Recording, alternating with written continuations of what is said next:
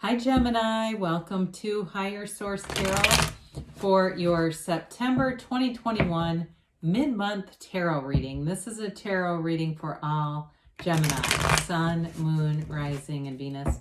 Thanks to all of you for your support. I think of you guys every day. I send you love and positive energy.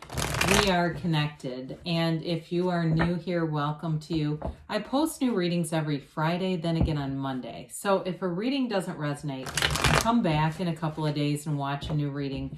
Or you could even look around on Mondays because the style or format of reading is different every week on Monday. So one week's a pick a card reading. There's another week that's a love reading. And then we've got these monthly and mid-monthly readings. I also, back in August, posted a 4-month predictive reading. So if you haven't seen that, you might like that one too. And if you like tarot and you like the channel, I'd love to invite you to subscribe to Higher Source Tarot. All right, what advice do you have for Gemini? Sun, Moon, Rising, and Venus. What does Gemini need to know, please? The best and highest good. Okay, let's just do one more. All right, so we will begin here with a tarot reading. Then we'll have the Angel Answers Oracle card reading as well. Your current situation, you've got the Nine of Pentacles. The immediate influence, that's interesting. You've got the Nine of Swords. Your destiny, you have the Two of Cups. The distant past, you have the Magician. The more recent past, the Tower. You've got the Nine of Wands coming towards you. You're represented as the Knight of Swords. The person or situation you've been dealing with is the Five of Wands. You've got the King of Pentacles as your hopes and fears. You got the Moon in the outcome, but the bottom of the deck, you've got, wow, this doesn't happen very often to have 3 clarifiers like this. The Fool, Judgment, and the Sun. Well, I definitely feel like, especially with having both the Sun and the Moon here, there's definitely going to be information that gives you a brand new start. Whatever big changes you've been going through, I see a new beginning starting for you. The Sun is a wonderful energy. It brings in gains, riches, true joy. The Sun is a very important card here for you. And you have here, before we get into this too far, you've got Pisces, Leo. You've got all the elements represented here. So with the Fool, the Fool represents your soul, right? And it's an indication that your soul is always victorious. So no matter what you've been through, you're beginning a new phase that brings you into that next place of making gains. The Fool releases all resistance. So if you've been through something that looks like it was a struggle or it's been a lot of push-pull, you're moving forward in a way where you're going to have a lot easier time of things, where there's not so much of that back and forth kind of energy where you get going and then it seems to stop and you take one step forward and 2 steps back. The Fool goes forward full throttle, and it's enthusiastically. It's a card of new energy coming in, a big transition. Now with Judgment being here, it's a realization. So some of you, the Tower is bringing in a realization. But again, like I said, there's information here that's going to move you forward. And with Judgment too, it's a new perspective that brings renewal. So there's a fresh view, a fresh feeling of joy, of gain, of money too. So if that's a money situation for you, especially with the Pentacles and their placements here, it definitely indicates strong, you don't give up, you keep going, and the money ends up here. Now, I do feel like, too, you have a soulmate in this reading. So it almost feels like you're going through a problem outside of the relationship. To me, it feels more financial, and it's almost like you're in it together.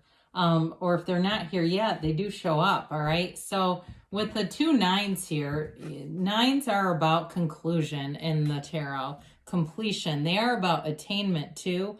And so I feel like somebody here, the angst around this is some new acquisition. If you're trying to move or get a new car, and maybe you're having a hard time finding a car. In the area where I live, we have a huge shortage. And I was at a car dealership not too long ago and was talking to the manager and said, well, we know cars depreciate right as soon as you drive it off the lot. And he goes, well, at this point, it's a lot slower because we need cars. We're willing to pay more for them. And so that was kind of funny, but true, you know. So with this, again, if that's what it is for you, it's like there's some conflict, it feels like, about acquiring something, but it's luxury. The Nine of Pentacles is all about luxury, prosperity, wealth.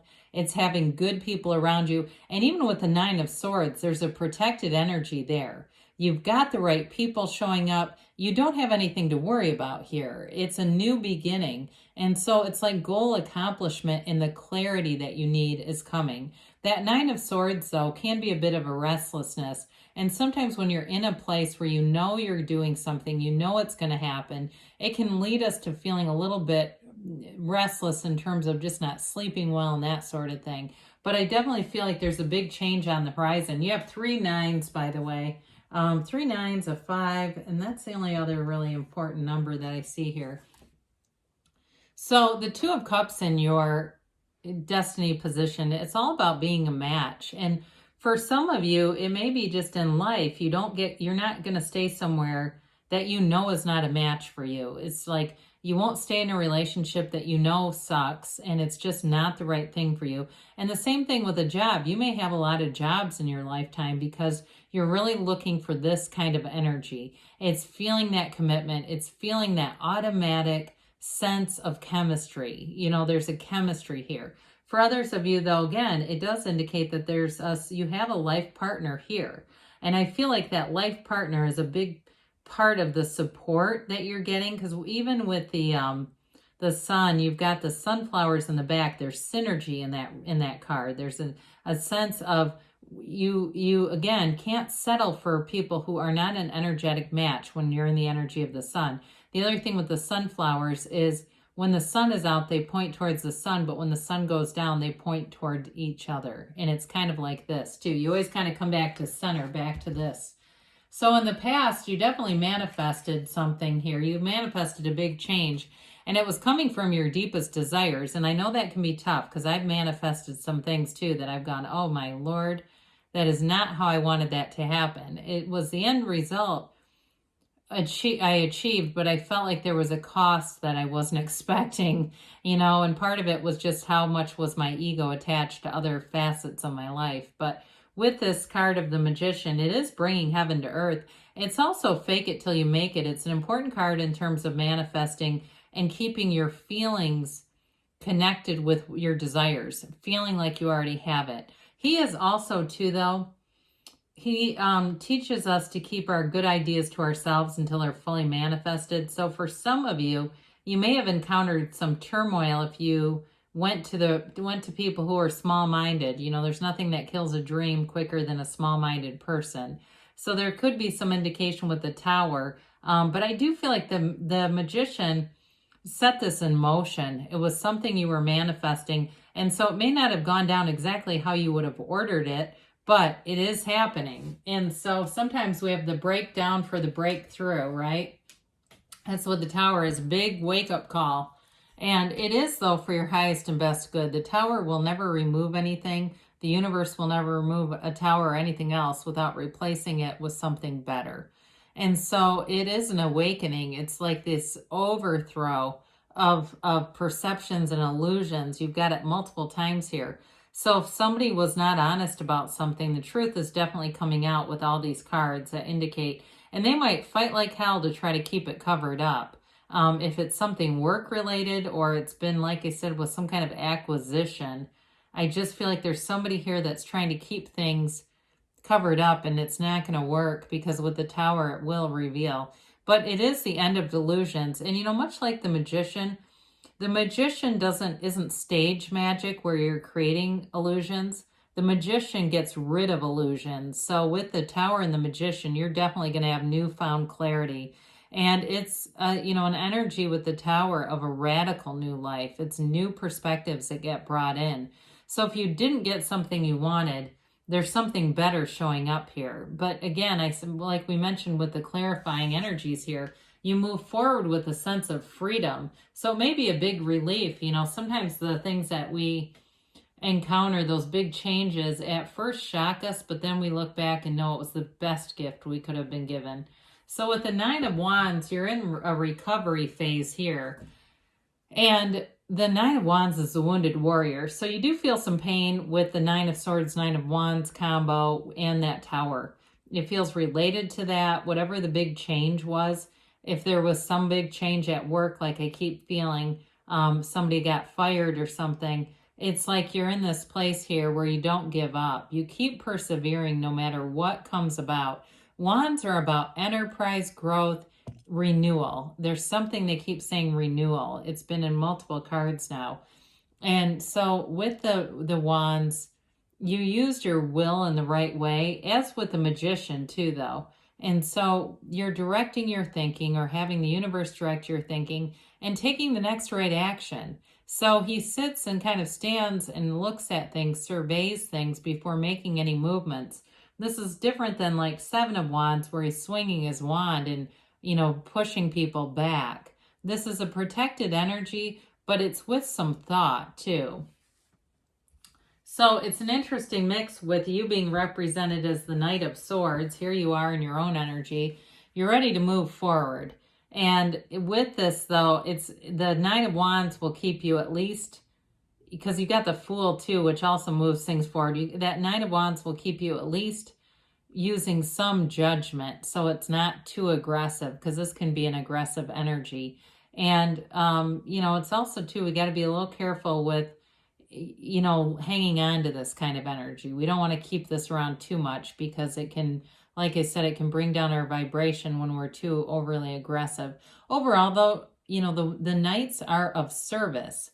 They're of society and of service, and how they have good intentions. So for some of you, it may be about communicating too. And so you may be very bold in your communication. Know your audience, they say. And I got in trouble one month. I made a comment because the cards indicated just being careful of, talking and things like that, and getting yourself caught up with gossip. And somebody mentioned another sign. They were like, well, they do it too. And I thought, but this isn't their reading. The cards are telling you, we want to use these for advice. Okay. That's why they're here. It's not to try to put anybody on the spot. It's helpful. So if you know there's a big change around you, you may discriminate in who you talk to. That's all they're telling you, is just be aware of that. But you do have a good facility for communication in general, and the swords are about communication. So some of you may be the person that speaks up. Just be aware of it. And some of you may be with this Five of Wands, telling whoever this is to knock it off if there's conflict around you, or divisiveness. That's the word that comes in. It's like dividing people, whatever this change is. Now, for some, when we talked about making a big purchase here, this can also be calamity around that. Disorganization, people not being in the right spots, people not taking care of things and dropping balls. So with that Knight of Swords, that may also be you using email and things where you're getting things in writing so that you can follow up on what's been said, and it's not left up to people's recollection. So I do feel like with this, you're going to be a factor in organizing this mess, whatever this is. People who are just not in the right spots. And if it's work related for you, or if you're planning some kind of event or something, again, you're going to be putting people where they need to be efficient. That's what I get. It's like a very almost efficient kind of Virgo type of energy. So with the King of Pentacles, we talked about money coming in. Whatever the Tower changes, it is going to bring in more money. It may bring in more responsibility too. But with the King of Pentacles, you're going to have the right resources around you. There's new opportunities and growth all around him.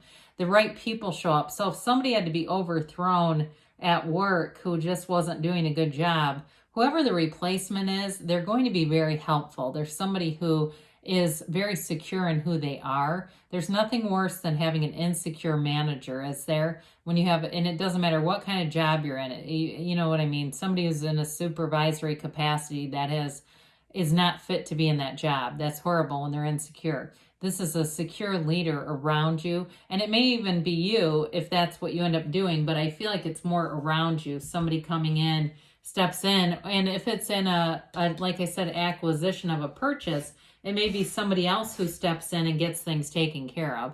So with the moon, we talked about this a bit. It's a change, hidden aspects coming out.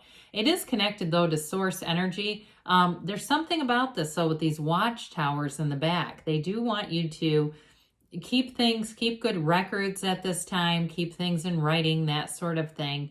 But the yods are here, the little droplets off of the sun and the moon. And the yods represent the first letter of the name of God in Hebrew. So they are gifts and fortunate aspects moving in your favor. So whatever information comes out is going to be helpful. All right. So again, I still feel like you have a soulmate here that's already represented. So if you haven't met somebody, they may come in and just be a support to you, because they are here. And I'd say if it's you're saying, I just want to know about love, go watch the love reading, because that may be more helpful. This felt more related to either, like I said, an acquisition or something with career and money.